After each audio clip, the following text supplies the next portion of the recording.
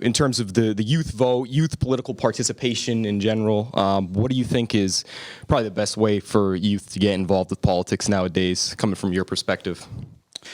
Social media is new. It's not that new, but it's really getting more and more. It's fully saturated now. But I think the best way for people to be involved is the most natural way, and that's probably getting out there and communicating and talking about issues and debating them.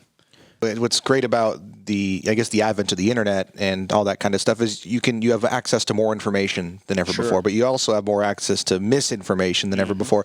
How should people try to navigate through kind of those tricky waters? If you look at the transfer of information between kind of news generation and actual receiving it over the last 600 years or so, it's really undergone a fundamental change where kind of pre-Gutenberg, pre-printing press, all of the information flow was via oral tradition. You would go to the smartest person in your village, the smartest person in your tribe, and say, these are the facts, how should I interpret them? And then it would be a discussion. And often it was a discussion amongst a variance of different people. So it was a really small kind of area where you can kind of come together with your solution.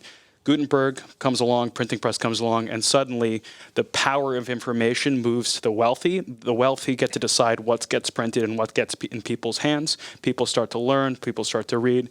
Fast forward, the modern day kind of Gutenberg printing press is CNN, Fox News, New York Times, Wall Street Journal, all these entities controlling what people are going to listen, and then boom, social media happens where suddenly you don't go to one source, you can go to all sources. But when there's that kind of disruption, there's some friction in between. I'm a big user of Twitter, and I don't actually follow the users I'm going to hopefully get their information from, because then Twitter modifies my feed. I prefer chronological and unbiased, so I create a list with the top 50, 100, 150 smartest people that I believe are the smartest in their issues. It's like I would rather hear Gary Kasparov or Bill Gates talk about a certain issue than I would someone from CNN or Fox News. Do you think that the instant nature of Twitter is a good thing for news or a bad thing for news?